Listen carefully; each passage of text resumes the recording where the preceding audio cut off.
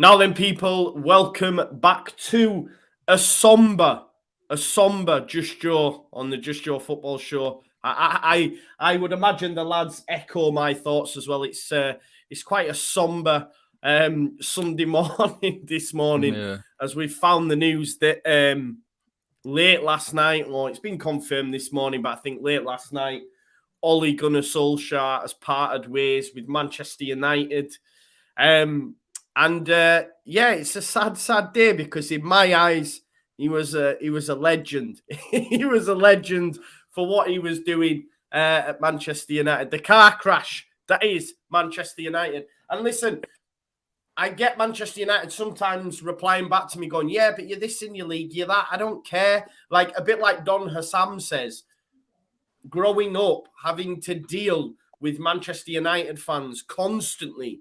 Manchester United fans who I grew up with that in the school playground have never even been to Manchester, let alone been to Old Trafford, let alone been to a game. Some of them, the closest they've got is a tour of Old Trafford. Do you know what I mean? And the grief in me. So now that the shoe's on the other foot, and it just gets better as well, because we'll talk about Ollie and the car crash that is, but we're hearing that he's the only one that's going. Like, Mike Phelan, Michael Carrick, they're all staying. So for me, it's just another putz. It's just another face to front the media. It's still the same management team. It's still the same structure. So nothing's going to change. And I know there's all this interim chat, but Ollie was an interim. And if Michael Carrick comes in now, and I hope and pray this happens, that Michael Carrick gets some results, because they'll keep him till the end of the season. They're waiting for this next manager. Is it Ten Hag? Is it Brendan Rodgers? Ronaldo's saying he wants Enrique. Do they want Zidane? I don't see Zidane wanting to go there personally, but let's hope that they do well for a period of time and they go, do you know what? Like we see Rio again. Put the zeros on. Give it Carrick till the end of the season, man. Man United are back and all that sort of stuff. Let's hope that happens. But Corey, what are your initial thoughts, mate? Yeah, we should have a minute's silence, really, shouldn't we? Because Ollie's gone, and it's a shame, really. He's given us some great moments over the last 2 or 3 years, and when everything's gone wrong with some of our clubs, it's been nice to laugh at him. But in all seriousness, I mean, hopefully it continues with Carrick coming in. I thought it was very strange that the decision is, we will let Carrick and Fletcher come in, keep the same coaching staff that arguably have been responsible for the run of results, which is even better because if this continues, then the board for Manchester United will know. But the idea that they're only going to bring in an interim manager until the end of the season, that for me is crazy. When you're Manchester United, with all due respect, you should be able to command a lot of big names, if not the biggest names in world football. For them to be on the fence. And listen, for a lot of coaches, Zidane, he's on the fence as to whether he wants to come. Rodgers has obviously said this week, I know the result yesterday may influence things long term, but he's happy at Leicester. It's not an attractive place. That's nuts for me, because that's a club with a serious squad, serious stadium, serious stature, and no one wants to go there. So I think it shows you how disconnected that board are, because the fact that they are letting Phelan and McKenna and all of these coaches stay in there, they've missed the whole point. The point has gone over their head, which is quite funny. So I'm enjoying it. It keeps West Ham's dream of top 4 alive a little bit longer. And let's see what happens, because at the end of the day they were singing Ollie's at the wheel, and now he's not, and quite rightly. That was probably the most embarrassing thing I've seen from another club in a long time yesterday. And we lost. So, do you know what I mean? It's brilliant, mate. It is brilliant. And it's quite interesting you mentioned the top 4 stuff, because I've seen the Twitter space, actually, that had some Spurs fans in saying top 4's over now. We're out of the top 4 race, because they automatically assume now that Ollie's gone, whoever comes in.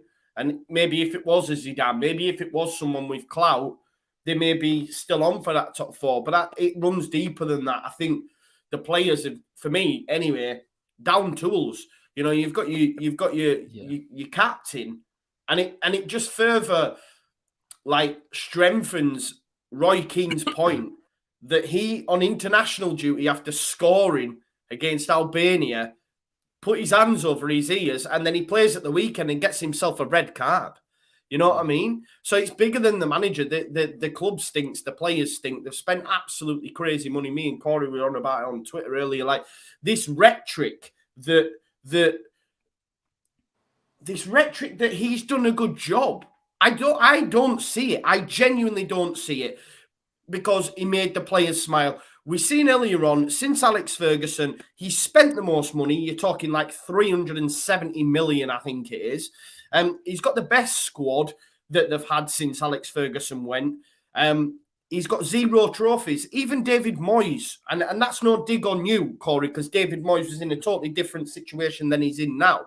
But at Man United, he spent like 60 million. Okay, it's only the Charity Shield, but they still won a trophy. Yeah. But Man United fans and the media want to tell us that Ole Gunnar Solskjaer did a good job. He didn't. He got second in the league. What's that? What's that in the grand scheme of things? He failed in every major hurdle that he was asked to do. And arguably, look, even if you want to argue that he isn't a great manager, which I don't think he is, he should be beating Villarreal. And the issue is that even when you've got that level of quality, you're getting outdone by managers. And we're not talking top managers. We're getting done over by average managers. So that is the problem. Ollie could have got away with it if he had a little bit more about him. If he had someone else on that coaching staff, it would have dragged him over. And maybe if he had got the Europa League, you'd have to give him some kind of credit. But at the end of the day, to fall at every hurdle, to have a squad like that, which by rights you should be in the top 4, and for Manchester United fans to lower their expectations to the point where they're saying there's a progression and we'll get here and we'll get here. No, you have a better squad than most teams. You're up there. Yeah. You're up there in terms of the league. There's no excuse. You've got one of the best players in world football in Ronaldo that you've bought, and you've got no idea why you've brought him. There's no. It's not like a system is fitted to. You've got Jadon Sancho, who did okay yesterday. I've seen before the game, I think it's Ronaldo having a discussion with him, literally saying, you put the ball in here. He's leading. Ronaldo's having to lead the discussions over tactics. That's where it's got to. So I think it's a modern day phenomenon. I don't think you'll ever see it again. I don't think you'll ever see That's a modern day phenomenon. But I don't think, because the thing is, Arteta, albeit I don't think he's been brilliant. Obviously, we saw yesterday. You can see kind of where he's going. Some of the Lampard, I could see some kind of identity. But Ollie, I don't see it at all. To be at that type of club, it's mad. I mean, I enjoy it, but I still think it's like beyond crazy. It is. Locks, what are your initial thoughts, mate? See, are you sad? Because I know there was once upon a time, you said it would be a story. How are you feeling now, bro? Mate, I think it's a love story what's happened. I think, Donny van der Beek scoring the last goal as well under Ole Gunnar Solskjaer, mate. I mean, that's a romance. Yeah, that's beautiful. But as all good things, good things must come to an end at some point. Like your first childhood sweetheart, like your one beer after work when you've got to go home. All good things come to an end eventually, and it has been one good thing that has now ended, unfortunately. I worry that if they get a good manager in, even a half decent manager, what they can do with that squad. So, I'm sad to see him go, as we all are, but it's strange, man. I saw a few United fans online today saying that they don't think he should have gone. Yeah, there's still a group of United fans, and it's just like, it's ridiculous. But we're hearing. I mean, the Harry Maguire. I mean, he's just a wet wipe. What a melt that man is. Obviously doing that whole, and he got stick for it, and you knew it was going to backfire at some point, and it obviously did. It was such a strange one as well, that when he obviously losing. I love that it was on Tom Cleverley as well, who was excellent. Yeah. You know what I mean? I love it. But I think Zidane apparently isn't interested, from what I've heard. Brendan Rodgers isn't interested now, like as in right now. But the end of the season, who knows? He might get sacked anyway, Locks, mate. It's. We ain't here to talk about Leicester, mate, but it's not. Let's do it Monday. Yeah, it's not impossible. So it's a weird one. I don't know. I mean, the Carrick thing, keeping Carrick, feeling, all them. It is a strange one because they're the coaching staff. Ole Gunnar Solskjaer wasn't leading training. He wasn't coaching them, so it doesn't really make much sense. And correct me if I'm wrong, Locks. Like every time I watched a Man United game, whenever it was going tits up. Yeah, Carrick had Ollie's ear. They were like that, like all the time. All you ever seen was them two. So what's changing? What's changing on Thursday or whenever? Is it Champions League on Thursday? Is it this week or Tuesday? Sorry, should be this week. It's this week, isn't it? So what's going to change in that time? Like, what I don't understand, Carrick was there under Mourinho as well, right? So they obviously, the powers that be at Manchester United must like what he's doing, or is he just he's just one of them yes men, isn't he? But I think what I found funny, like, I was thinking, Man United fans now will get away from being ribbed for this Watford result. Like, straight away, Big Six came in my head because I was like, Saeed's going to get away with being ribbed because he'll be like, well, it's over now, so it don't matter. But then now, the fact that they're basically giving it Carrick and giving it the other Gadji and everyone's still staying the same. It's just the face has been removed and just replaced with Carrick. That's all he was. That's all Ollie was. He was that. That's why when this argument comes around of look at the great job he's done, it's a joke because he's just a face. He's just a front for and look, whether or not you agree with it or obviously if you're a Manchester United fan and you think slightly differently about it, but he is just a face for the Glazers. It's a very easy appointment. He's almost like a bit of an ambassador for that position. And so, like, nothing will change. And this is what's so funny because all of the people that have clocked it for a long time that know that he said that coaching team behind him is responsible for the tactics, you're just going to see a continuation. And on Harry Maguire, I just find his attitude awful. Like, I genuinely can't believe he's captain of Manchester United. And I thought this for a long time. He can't take criticism, you can't take responsibility, and in a game like that you've got to pull your socks up a little bit tactically. Corey, he should have fronted the media. He should have fronted the media yesterday. But it's a bit, with all due respect though, with Harry Maguire, it's all woe is me. Everything's him. He doesn't take the responsibility and just put it on his shoulders and say, look, I'm Manchester United captain. At the end of the day, I'm sure within that dressing room, Ronaldo's the captain. I don't think there'll be any argument. Sure, there's other leaders in there. Yeah. With all due respect, you've got Nemanja Matic is probably more of a captain than Harry Maguire. So it's nuts to me, but he really disappoints me. He really disappoints me because although he's not playing at top form and he can play better, yet your attitude and the way that you lead the club has to improve, and that's just basic. Well, there's no way given the captaincy within weeks of him being there, right? Yeah, exactly. There's no way he's more influential in that dressing room than Ronaldo, than, like you said, Matic, and even Marcus Rashford. Like, there are players in there. I could probably name 5 or 6 players that are probably deserve to be captain more than him. It just makes no sense. That whole Mykonos thing as well last summer, which was just laughing. I mean, I was loving it. Obviously with him in Greece. I mean, it's just a comedy, mate. It really the whole club at the minute from top to bottom is a comedy. And I think this tops it off. The thing that tops it off right now is like we've just said, that Ollie's been sacked, but the coaching staff that are ultimately as responsible as Ollie is, they're staying. And no manager, no world-class managers is going to come into that. No chance. No. There's absolutely Do you know no what? chance. Sam Gam, 05, Manchester United fans, I understand why the coaches are still there, because who's going to train them tomorrow if the coaches are sacked, right? But Fabrizio Romano, like, tweeted an hour ago that Mike Phelan and Kieran McKenna will stay at Manchester United as things stand after Michael Carrick asked this morning for both of them to help in his backroom staff. So for me, if I'm like, you want to keep... No, like, you shouldn't even be offering it Michael Carrick anyway, right? Yeah. But for him to say, can Phelan... Nothing's changing. Nothing is changing.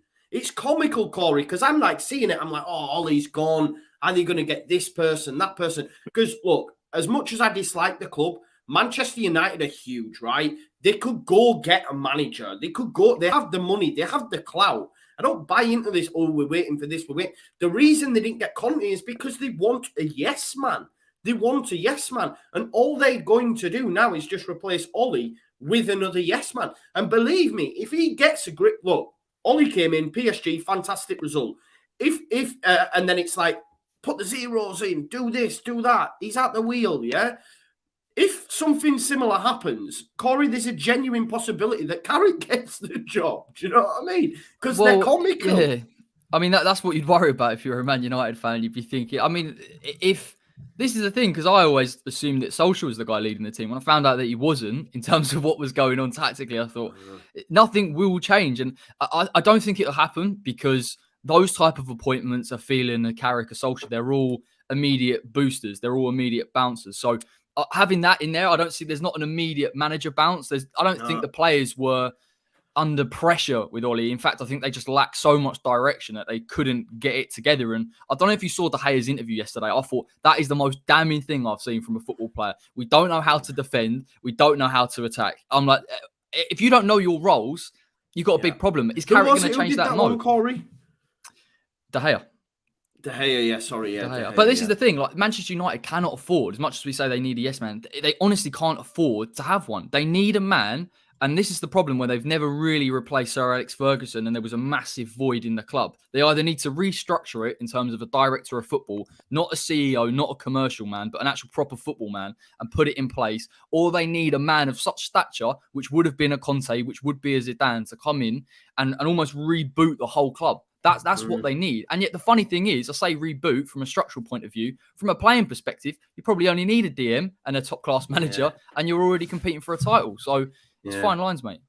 It is. Listen, Amit says Mark Goldbridge is the new AFTV and Man United are the new Arsenal. I said this weeks ago, you remember? I know, Corey, you disagreed. You said Man United are too big, and I get all that. But I said, like, it feels like that, like the Man United currently, or the ownership blocks are only accept, like they'll take the top four. They'll take the top four. I still found it crazy that with the acquisitions that they brought in, even still some Manchester United fans said they weren't in a title race. Do you know what I mean? Even with them acquisitions. So what do you make to that statement? Could Man United find themselves in a situation where they don't get top four on a regular basis, or do you just think they're too big for that? But others would have said that about Arsenal, surely. Yeah, it's a tough one. I don't think they're quite at that level yet. Although, and that's weird to say because it has been years, right? Like when did Sir Alex leave? When was that? That was 2013. 2013, 14, something like that. So it's been a long time, mate. It's a hard one, but I think the problem, like you just touched on, is Lampard. Lampard's putting his name right to the front of the queue. 100%. Oh my God. I'd love that. No, I think with the yes man, I think that's what the Glazers are looking for. I think the weird thing is, mate, that as we've said, nothing will actually change because the coaching staff is still there. And obviously you couldn't have got rid of the coaching staff, as we've also said, because no one would have been there to train the players. So you may as well have kept Ollie until you've got a new manager. There's literally no difference. So again, mate, all I can really do is just look at the whole thing and laugh. It's funny. I think I mean, for Brendan Rodgers, like I mentioned this a few weeks ago. He would be a yes man. He would be the perfect kind of manager for the Glazers. There's no way Brendan Rodgers going out in the media kicking up a fuss about not getting transfer funds or whatever. It won't happen. So he could be one, but then we're hearing today, obviously, I'm sure you two have seen it, the messages that apparently they're not interested in Rodgers. Apparently they're interested in Laurent Blanc, we've heard today, rumours. I've seen that as well. So, I'm just having a look here, the Man United next manager odds. This was about 40 minutes ago. Zidane's favourite, second favourite's Carrick. Which is, man, I know it's only odds, but you've got they've even got Bielsa on there at 66 to 1. Wenger, Ferguson, Ronaldo's 25 to 1. Blanc and Pochettino 20 to 1, Ten Hag 12 to 1, Rodgers 9 to 2, Carrick 10 to 3, and then Zidane favourite. But Zidane doesn't take that job. Yeah. I hope they've got 100 mil spare to get him out of West Ham, mate. He ain't going for cheap. This is class from Jack. He says, for sale, wheel, hardly used, one previous owner, collection from Old Trafford. Brilliant.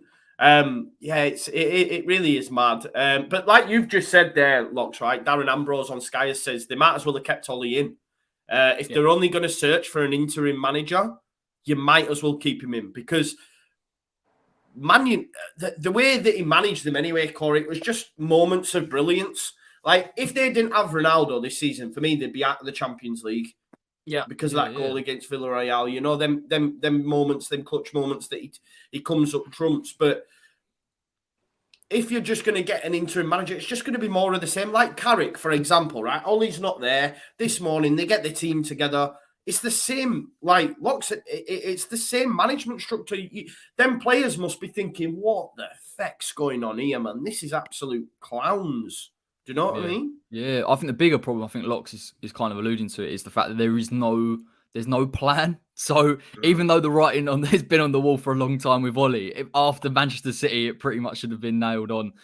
I just feel that they're so reactionary, this board, that to them it makes sense, and it just becomes, it's a bit of a laissez-faire approach, isn't it? Like, you know what I mean? We've lost Ollie. Let's just keep it going. Let's just keep it rolling. I don't think as an ownership they really understand what it is to own a football club or manage a football club. They don't understand the immediacy, the importance of them getting the Champions League and competing.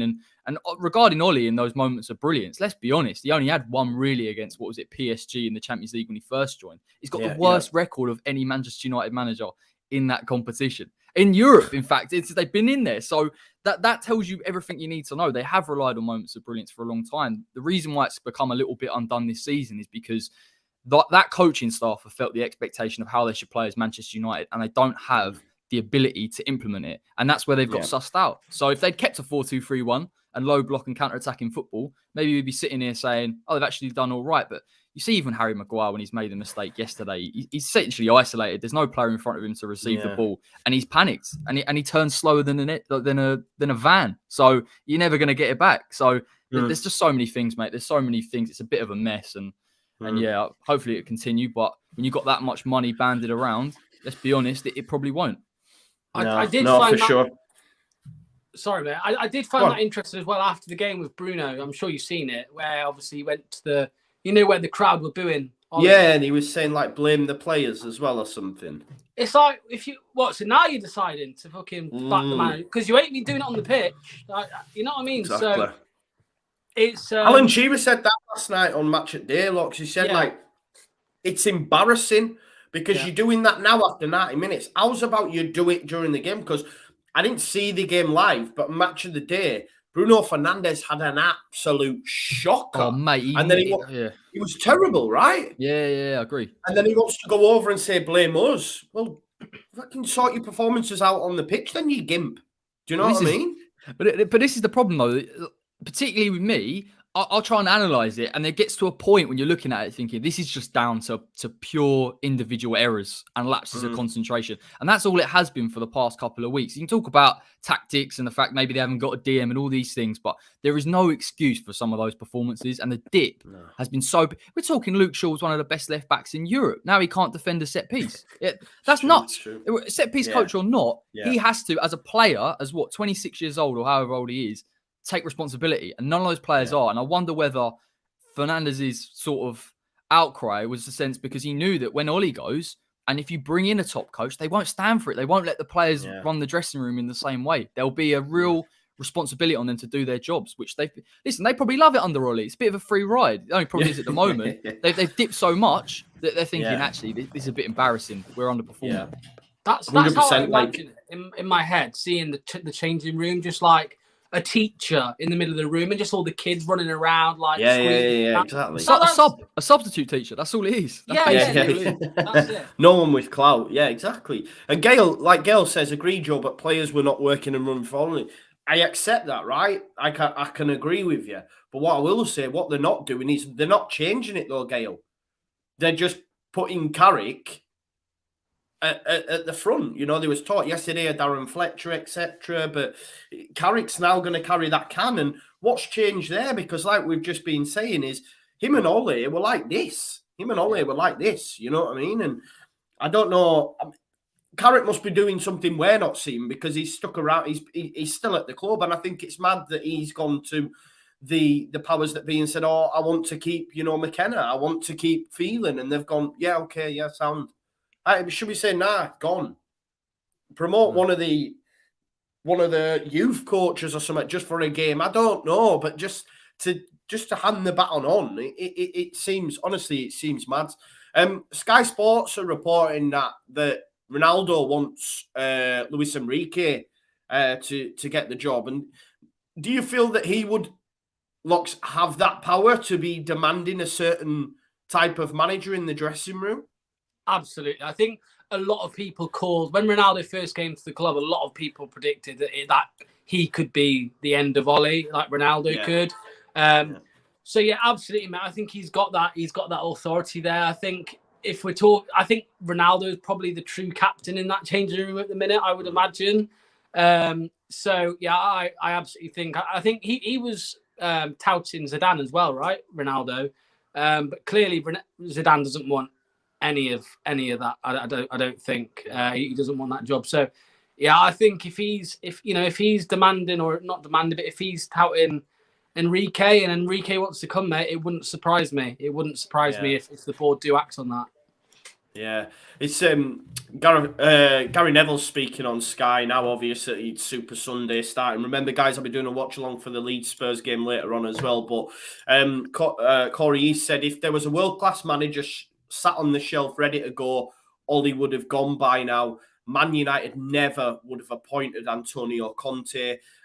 He says Man United don't have a plan for their next manager to replace Ole Gunnar Solskjaer.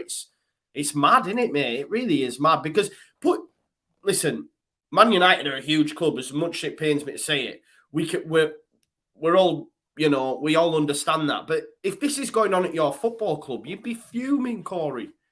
Yeah, I think they are. I think if most reasonable Manchester United fans will tell you, again, writing's been on the wall for a long time, and if that has been the case, surely there should be contingencies. And I still think from Neville when he's talking about Conte, I get what he's talking about because he isn't a yes man. He's very volatile, but I just don't see how you can be that stature of a club and not have a manager at that level. Because even before Ollie, Mourinho, Van Gaal, I know Moyes was a bit left field, but what he did at Everton consistently, I could kind of understand it. So you should be looking to go and approach managers in that echelon. And I don't know with Neville, I think we've discussed in the chat, I've discussed about, well, you can't just sack everyone because someone needs to take the team. Agree, that's a sensible business sense of view. But at the same time, you have got to go out and get a top manager now. And you've got to have options available on the table. And Luis Enrique would be a fantastic manager for Manchester United. And I'm sure they'll talk over the next couple of weeks on Sky about the profile.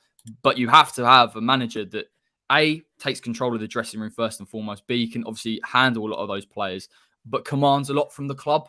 And I don't think Ollie just didn't do that enough. You think someone he had clout as a Manchester United legend or cult hero, however you want to put it, but he still couldn't do it. And it's up to the board whether they want to relinquish a little bit of control to get Manchester United back on track. But do they care? That's where fans of Manchester United be concerned. All they care about is top four. If that's all they care about, then this will continue. Then there's no urgency to get rid of Carrick. Or pure Arsenal vibes, man. This is what I'm saying. Yeah. It's the American ownership, They did the same there. They're not bothered as long as the money's coming on. Their main focus is in bloody Super Bowl or whatever they call it. You know what the difference is? The only difference, and probably it will become less and less because Arsenal are spending money in fairness over the last 2 years, is the fact that Manchester United have a serious squad. That is the only difference between where Manchester United seems repairable, whereas Arsenal seems like a real project. And that's the only difference. They are being running effectively the same way. No urgency, taking risks on unproven managers, or in Ollie's case, a poor manager anyway. So it is that there are a lot of parallels, but Manchester United isn't irredeemable as much as I would love it to kind of be. Someone can come in and change it like that, but they've got to pull their finger out. They do. If they want to be a top club again, then they have to. Otherwise, you will end up like Arsenal, and then you've got a problem. Yeah, 100%. And Arsenal fan Sohan makes a good point. I think there's no way Enrique leaves Spain, is there? Surely before a World Cup to come into that as well. To come into that, do you think? I can't see it.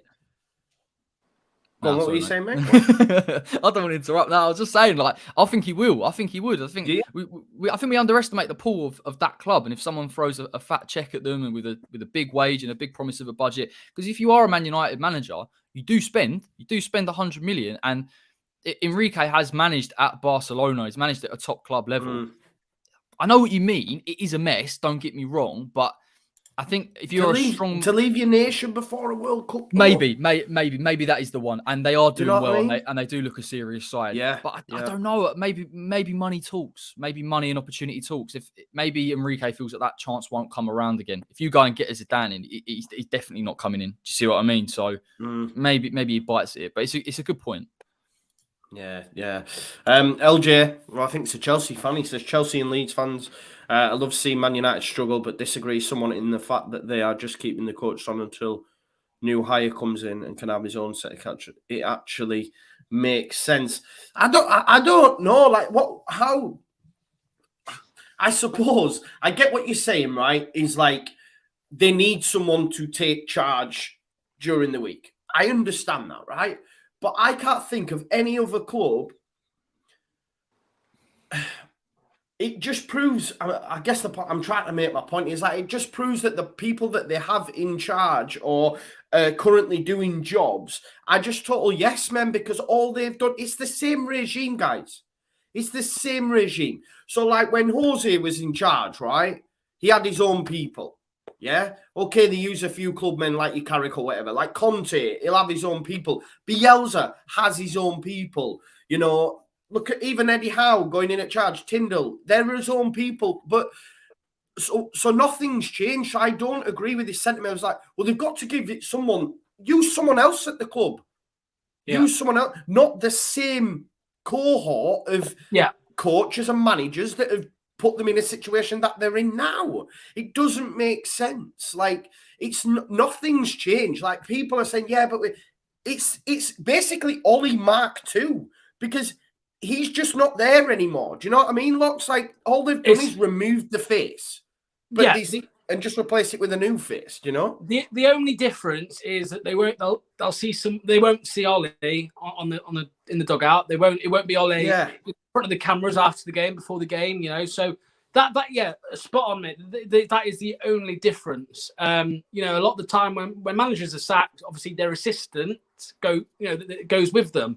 Ollie's assistants are still in charge. Like, it's just it is comical, mate. But I don't see there being a manager bounce. A new manager. I mean, there's no new manager. It's just the same, as you said. It's the same team.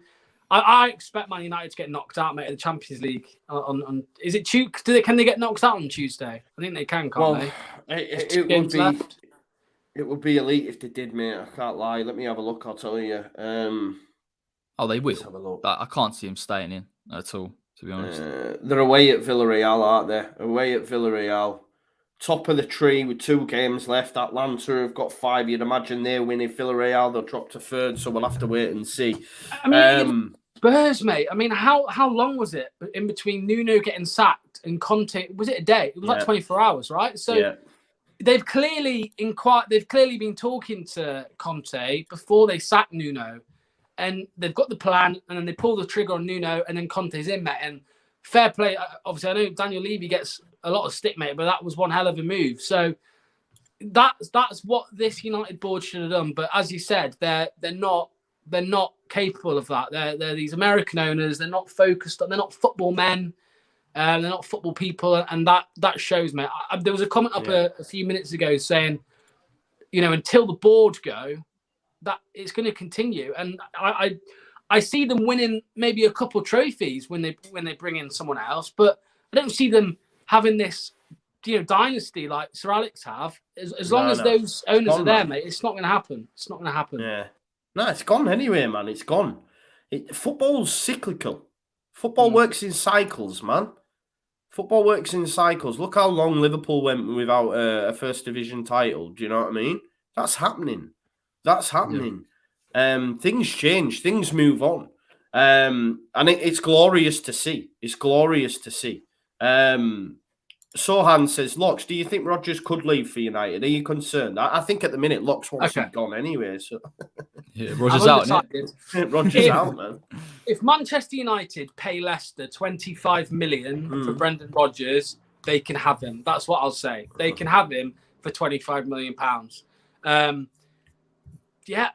don't think they'll. I mean, Leicester. I haven't looked at the table, mate. After yesterday's game, what are we 12th, 15th, 12th? I can't remember where we are, mate. 12th, I think. 12th. So do they want Brendan Rodgers again? He's the yes man, but results, mate, have been absolutely shocking this season. So, but yeah, if they pay 25 million for him, mate, as far as I'm concerned, they can have him, because I'm not too fussed, mate. Honestly, and I know it sounds bad because obviously we won the FA Cup literally 6 months ago, but the bar's high at Leicester, mate. The bar is high. And it's going to be a rebuild after that. It's going to be a rebuild, mate, because obviously Rodgers goes, half the team go with him, in my opinion, mate. Not half the team, that's a bit too much, but Tielemans goes, and Didi goes, a few others, mate. So it's Maddison, apparently. I don't know if you saw the message which was in there earlier. Yeah, I did. Yeah. Barney with Rodgers, and it's Madison's a clown, though, isn't he? Madison's a bit like that, though, isn't he? Yeah, definitely, mate. Something's not right at the club. Something is not right. There is something weird going on. I don't know if it's just all the talk of Rodgers leaving. Maybe I don't know if that's what's doing it, but something's not right. Yeah. Well, the thing is, if Rodgers had started the season well, there's a big chance. But he's going so poor now; it would be so underwhelming. Like you say, like we've said, Corey, like if they've just got an interim. I don't know whether Rodgers is going to have enough oomph in the fan base or anything to get them going again. Do you know what I mean? It's for me, it's Carrick till end of season, and I think it's brilliant. Do you not think with Rodgers? I know it's different because Locke supports Leicester and he watches it week in, week out. That we are as a manager, he does have cycles as well. He does have periods where he comes into a club, he reinvents it, and then there is and I remember Liverpool in that final year that he had where there was a big decline.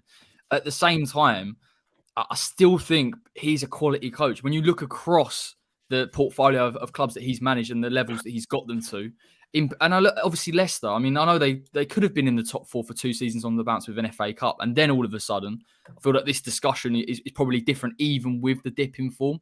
So whilst it's not the most inspiring appointment because of where Leicester are at, it's still a top appointment because he's still a top manager. And the one argument would be, can he get a team over the line? And I feel that his ability to win that FA Cup final, and tactically he was spot on that day, probably merits a move to a club like Manchester United. But I don't know, Locks. I mean, he kind of hope that he turns it around at Leicester a little bit because he's got the ability to do that. And also the fact that it feels like he's keeping some of those players there and they are buying into that ambition. I wonder whether he goes that they just think, why am I here? And then you got a problem because there's a massive void.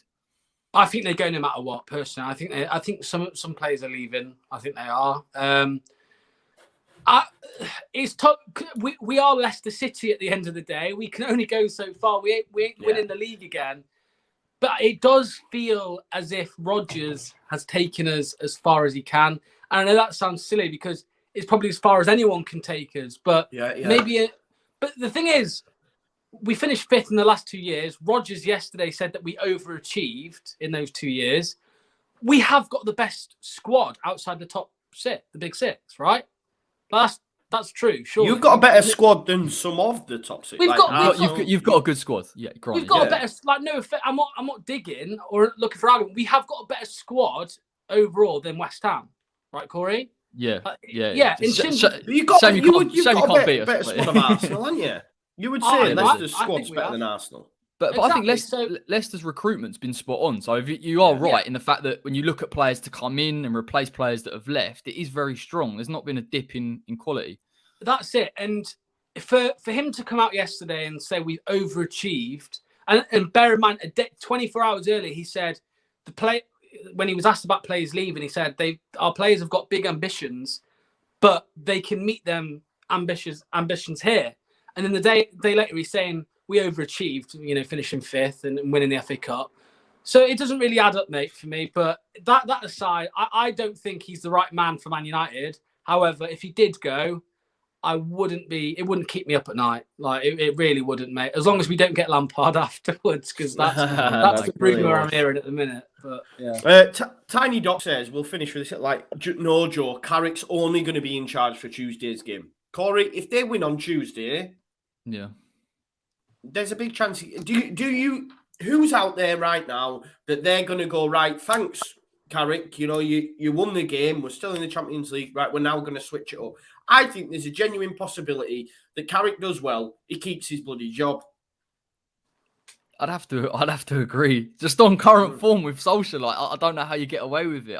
That would be what would happen. It would go on and on and on. Yeah, until he loses a few, right? Well, yeah. Well, you say that, but then I don't know. Let's just play devil's advocate here and say Carrick comes in, he has indifferent results, but Manchester United look, broadly speaking, better, or the players are playing for him and whatever tactics. Yeah. They might just sit there and say, well, okay, Ollie got sacked halfway through the season or just before. We're going to have to stabilise until next season when we can make an appointment. That would be what Manchester United, I imagine, would do. What they should do is go to Zidane. I know your wife doesn't want to come to Manchester, but we'll pay you very, very nicely for 3 years. And they should just throw money at it because you are in a position where if you're not careful, and I was thinking this yesterday just with the Prem and the quality of the Prem's improved massively. We played Wolves yesterday, and there's games I'm going into where I'm thinking, hang on a minute, it doesn't really matter too much in terms of who's playing for who. The styles are so different that teams can beat you whenever. If Manchester United aren't careful, we've seen Villa have had a bounce, Arsenal have done okay recently, Spurs with Conte, they could drop big time.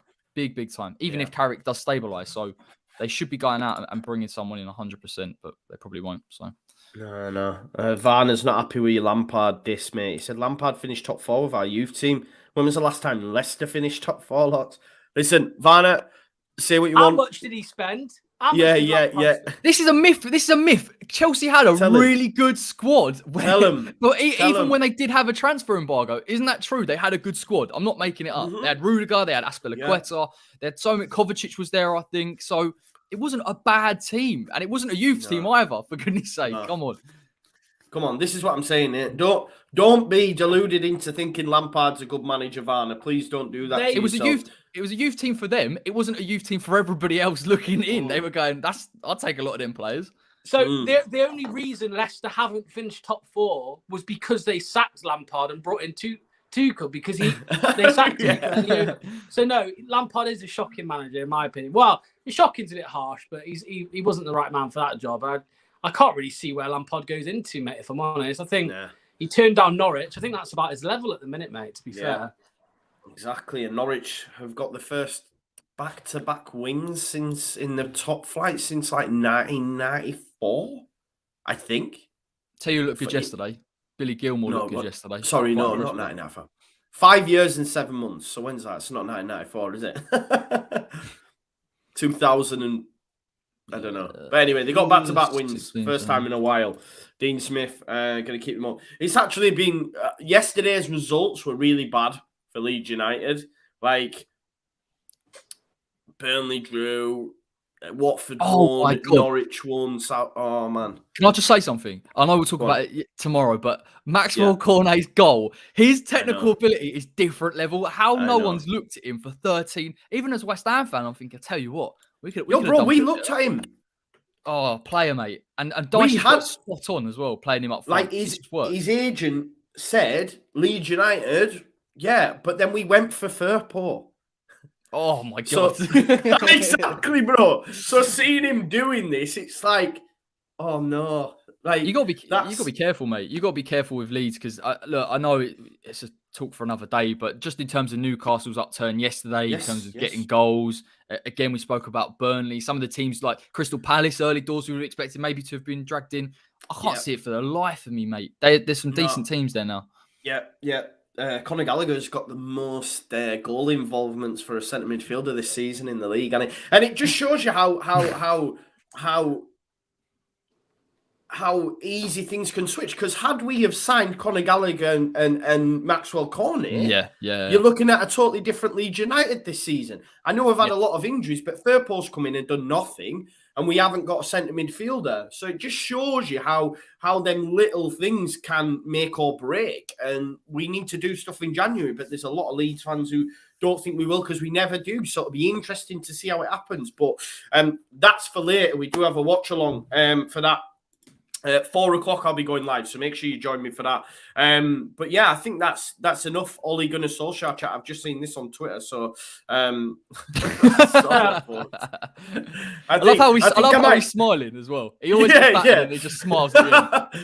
I think I genuinely might keep that just to end all my videos with. That's all, folks. But yeah, John H, you say Maxwell Cornet isn't a left back. He was playing left back last season. Bielsa would have used him as a left back. Is our left back even really a left back? It's a left-sided player. He plays left wing. He plays left wing back. He plays left back. He plays anywhere. So Maxwell Cornet, although notoriously previous to playing left back last season, was an attacking forward, and he's playing on the left, I think, for Burnley. We would have used him as a left back, hence why we looked at him, but decided, to go for Firpo, which for me was the wrong decision. But it's easy to say with hindsight. But yeah, I think I just want to thank Locks and Corey for coming on and giving their time up to laugh at Ollie and Manchester United. Make sure you check out both the boys' channel, and we'll be back tomorrow as well for your Premier League review. So that's going to be fun as well. So we'll dissect each other's games. I'm hoping Leeds United can get a positive result, but I am a little bit worried, I can't lie. But make sure you join me for the watch along at 4 p.m. and we'll leave it there. So yeah, peace out. Thanks again, boys. No worries. Cheers, mate.